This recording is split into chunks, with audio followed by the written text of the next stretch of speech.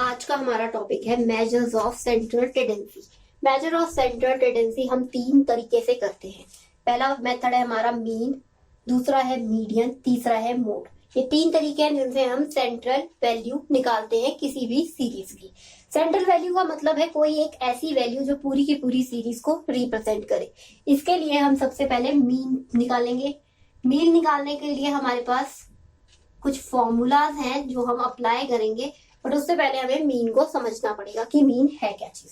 Mean का मतलब है एवरेज, एवरेज और अरिथमेटिक मीन भी हम इसी को कहते हैं। मैटिक मीन, एवरेज मीन भी हम कह देते हैं एवरेज मीन। स्टैटिस्टिक्स में हम डिनोट करेंगे इसे एक्स बार से। अब मीन का मतलब है आपके पास जितनी भी वैल्यूज है उनकी एक सेंट्रल वैल्यू। फॉर एग्जाम्पल आप अपने मार्क्स लेते हो, मार्क्स का एवरेज निकालते हो। हर शख्स अपने मार्क्स का एवरेज निकालता है। वो मार्क्स का एवरेज इसलिए निकाला जाता है कि आपका एक ब्रीफ आइडिया हो जाए एक इंसान को कि आप कितने परसेंट इंटेलिजेंट हो और आपके मार्क्स कितने परसेंट है। इसके लिए आप क्या करते हो, आप अपने सारे के सारे सब्जेक्ट के मार्क्स का टोटल करोगे। टोटल करने के बाद जो भी उसका टोटल आएगा उसे नंबर से डिवाइड करोगे। जैसे कि आपके पास 5 सब्जेक्ट है और 5 सब्जेक्ट में आपके पास अलग अलग मार्क्स आए हैं, किसी में सेम भी है, किसी में कम ज्यादा भी है, और आप इन 5 का टोटल करोगे।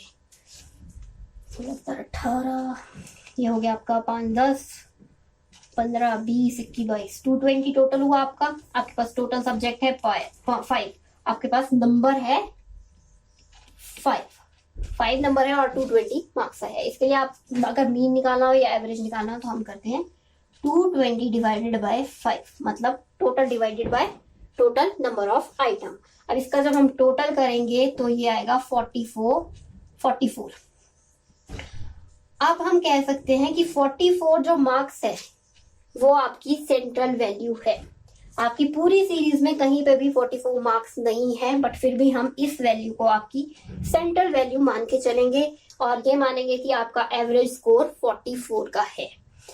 हम ये एवरेज स्कोर इसलिए लेते हैं ताकि ये पूरी की पूरी सीरीज को रिप्रेजेंट करे। अब 44 अगर आपकी सेंट्रल वैल्यू है तो हम मान के चलेंगे कि कुछ डाटा इसके ऊपर होगा और कुछ डाटा इससे नीचे होगा। मतलब कुछ डाटा इसके बैक साइड होगा, कुछ 30 तक गया होगा और कुछ डाटा इससे आगे 50 तक गया होगा, और इसकी सेंट्रल वैल्यू जो है वो 44 है। यही सेंट्रल वैल्यू आपकी मीन कहलाती है और यही मीन हमारा अरिथमेटिक मीन बन जाता है। अरिथमेटिक मीन निकालने के कुछ पर्पसेस रहते हैं। अरिथमेटिक मीन निकालने का सबसे पहला पर्पस है ब्रीफ डिस्क्रिप्शन, किसी डाटा की ब्रीफ डिस्क्रिप्शन। कोई एक सीरीज आपको दी गई है, उस सीरीज को आप याद रखने के बजाय उसकी एक वैल्यू ऐसी निकाल लोगे जो उस पूरी की पूरी वैल्यूज को डिस्क्राइब कर सके, पूरी की पूरी सीरीज को डिस्क्राइब कर सके। फॉर एग्जाम्पल यहाँ हमारा नंबर आया 44 जो कि सीरीज में अवेलेबल नहीं है, बट फिर भी हमारी सेंट्रल वैल्यू है। ये डाटा आपका 50 को भी शो करेगा और 30 को भी रिप्रेजेंट करेगा। इसलिए हमारी सेंट्रल वैल्यू जो होती है वो ब्रीफ डिस्क्रिप्शन होती है किसी भी सीरीज की। सेकंड है आपका कंपैरिजन। किसी और स्टूडेंट के साथ आपने कंपैरिजन करना है अपने इंटेलिजेंस का, कि आप ज्यादा इंटेलिजेंट है या कोई और आपसे ज्यादा इंटेलिजेंट है। मान लीजिए आप अनीता नाम की लड़की से अपना कंपैरिजन कर रहे हैं, ठीक है।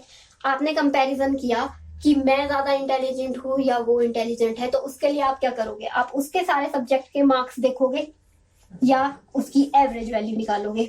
2 तरीके हैं, या तो सभी सब्जेक्ट में उसके मार्क्स देख लीजिए, जिसमें आपके ज्यादा है या जिसमें उसके कम है उसकी काउंटिंग कर लीजिए और एक डिसीजन ले लीजिए।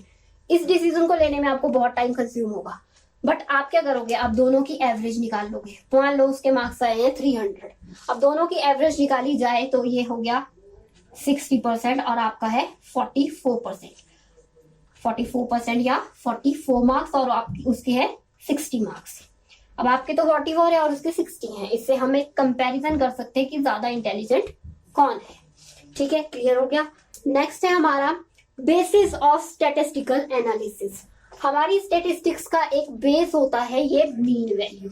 हमारी कोई भी कैलकुलेशन होनी है या हमने कोई भी कैलकुलेशन करनी है तो उसके लिए हमें सबसे पहले मीन वैल्यू का पता होना जरूरी है, ताकि हम एक कंपैरिजन भी कर सके, हम एक चीज ये दिमाग में लेके चले कि अगर ये वैल्यू 44 है तो हमारा जो आंसर आना है या जो हमारे रिजल्ट आने हैं वो 44 के कितने आसपास हैं या उससे कितना दूर है, वो हमें पता चल जाएगा। एक सेंटर वैल्यू पे एक पैरामीटर हमने सेट कर लिया मीन से। नेक्स्ट है आपका 1 वैल्यू फॉर ऑल। अब आपके पास यहाँ 5 वैल्यूज थी। इन 5 वैल्यूज को रिप्रेजेंट करने के लिए आपने एक वैल्यू निकाली 44 और ये वैल्यू आपकी है एवरेज वैल्यू। ये सारी की सारी वैल्यूज याद करने के बजाय आप कहोगे कि मेरे मार्क्स 44 है, मैं एवरेजली 44 मार्क्स ले रहा हूँ, हर सब्जेक्ट में ले रही हूँ। आपका एवरेज 44 है और आप 44 मार्क्स हर सब्जेक्ट में ले रहे हो, उसके आसपास के नंबर आपके आ रहे हैं हर सब्जेक्ट में। नेक्स्ट आपका आता है फीचर्स। फीचर्स, इसका फर्स्ट फीचर है clear and stable. Clear and stable, clear और स्टेबल का मतलब है एक क्लियर वैल्यू मिल जाती है आपको कंपैरिजन करने के लिए एक क्लियर वैल्यू मिल गई।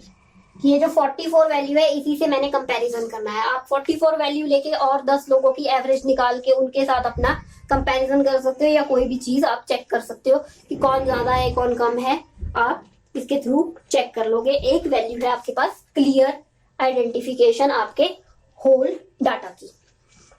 नेक्स्ट है आपका रिप्रेजेंटेटिव। इस पूरे डाटा को रिप्रेजेंट करने के लिए आपने इस वैल्यू का यूज किया है तो ये रिप्रेजेंटेटिव ऑफ होल सीरीज हो गया। नेक्स्ट है आपका सिंपल। सिंपल है समझने के लिए, इतनी सारी वैल्यूज आपको याद करने की जरूरत नहीं है। आप सिंपली एक 44 नंबर याद करोगे या एक अपनी एवरेज याद करोगे और बोलोगे कि हाँ इतनी एवरेज है तो डाटा इसके आसपास ही होगा। नेक्स्ट है आपका सर्टेन। एक सर्टेन वैल्यू है, इसमें कोई फ्लक्चुएशन नहीं होगी। जो 44 है वो 44 ही रहेगा। आप इसे कहीं ये नहीं कह सकते कि आप 47 बोल दो इसे।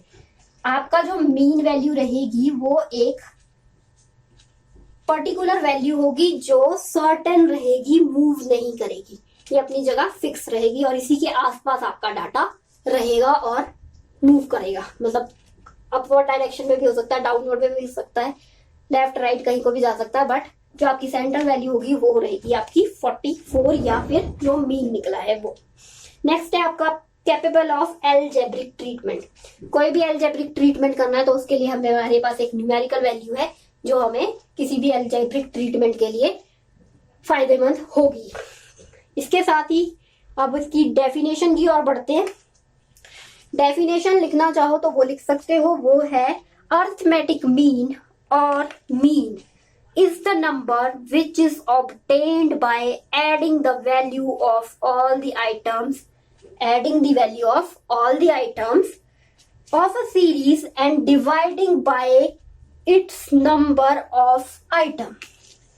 ये पूरा का पूरा आपका सीरीज है, इसका टोटल किया आपने और इसी के कितने नंबर हैं उनसे डिवाइड किया। ये डेफिनेशन ने आपको कहा है। तो अब हम अगर इसे लिखना चाहें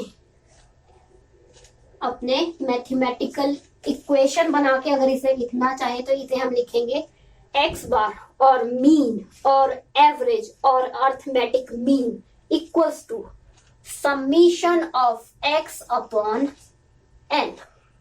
समीशन का मतलब है total of all the items,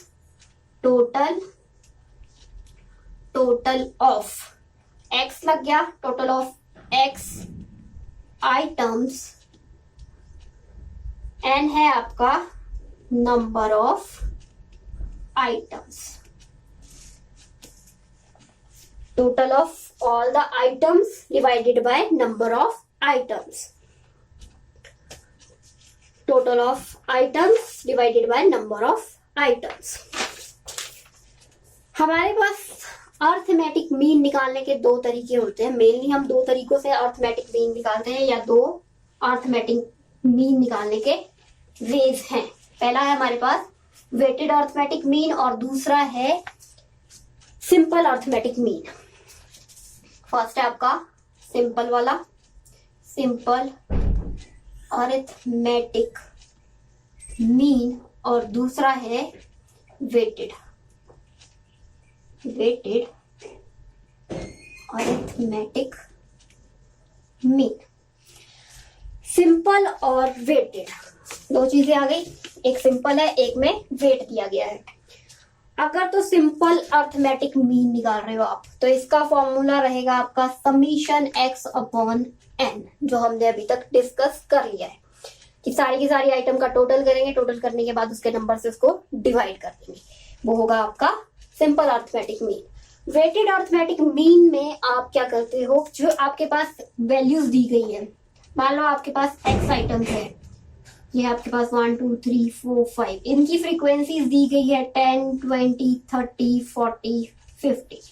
अब इन सब वैल्यूज को एक वेट दिया गया होगा, एक एडवांटेज इन्हें और दिया गया है कि इनकी वैल्यू में इंक्रीज करने के लिए एक वेट दिया गया है। वो वेट आपके पास क्या है, मान लीजिए इसका वेट है 3, इसका 4, इसका 2, इसका 1 और इसका 5, आपके पास वेट भी इंक्लूड हो गया।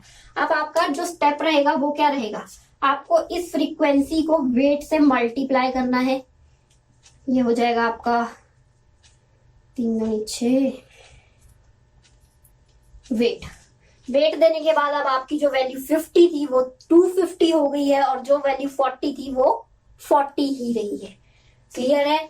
वेट देने से इसमें एक एक्स्ट्रा एडवांटेज आ गया, उसके साथ जुड़ गया आपकी फ्रीक्वेंसीज के साथ, और वो आपका एक्स्ट्रा वेट देने की वजह से ही इसकी जो अब आप कैलकुलेशन करोगे तो वो बनेगा आपका समीशन WF या WX, जो भी आपने यहाँ लिया है वो आप उस हिसाब से लिखोगे। अगर x लिया है तो x, f लिया है तो f, डिवाइडेड बाय कितना वेट दिया है।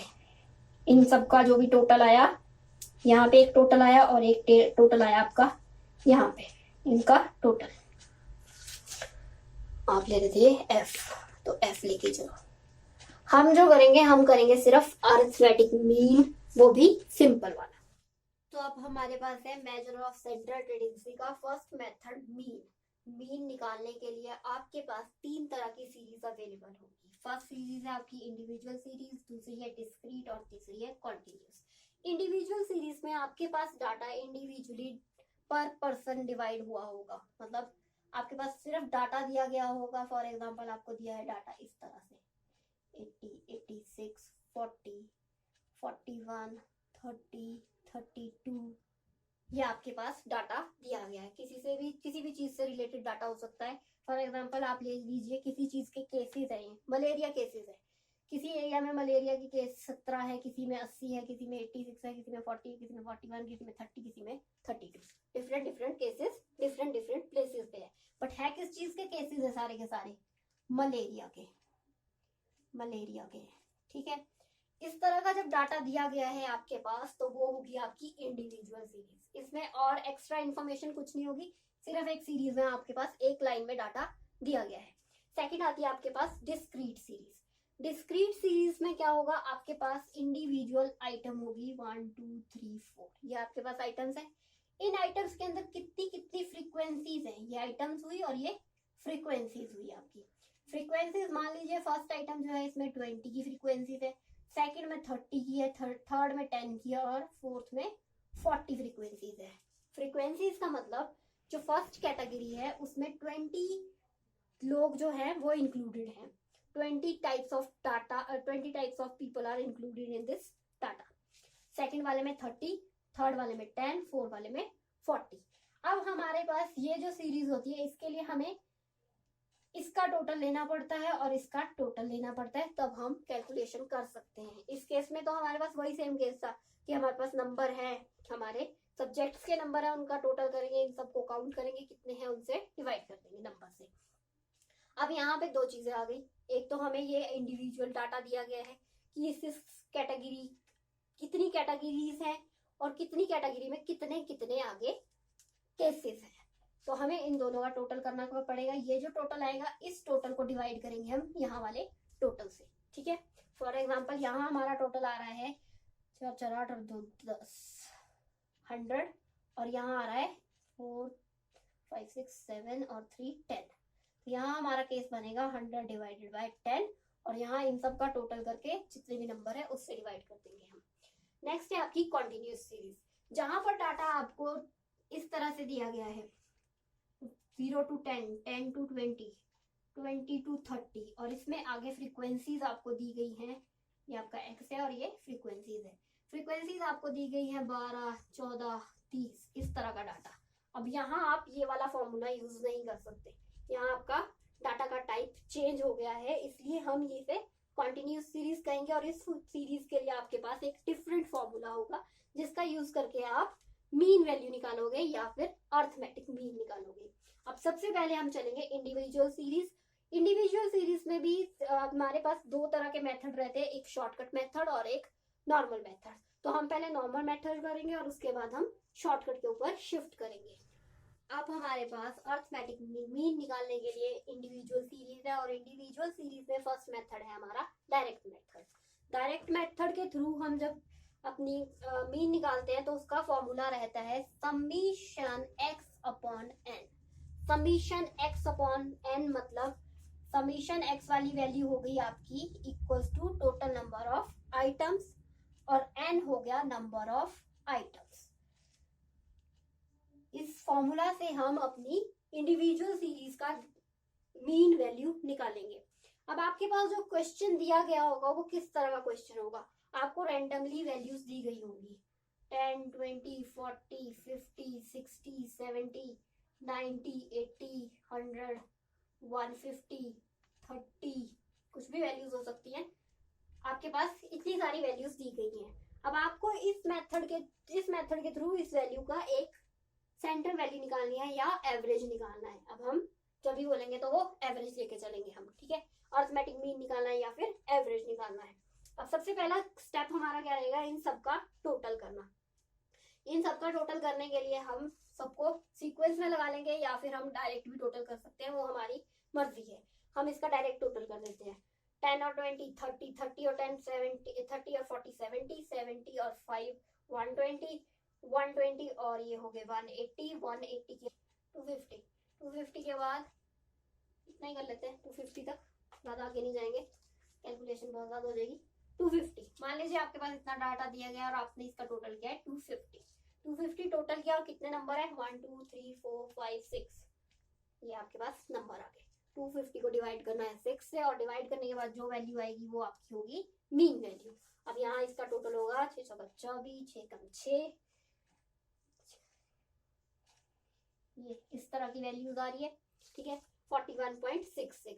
तो आपकी जो मीन वैल्यू एक्स बार मीन वैल्यू या फिर अर्थमेटिक मीन जो निकला है वो है 41.66।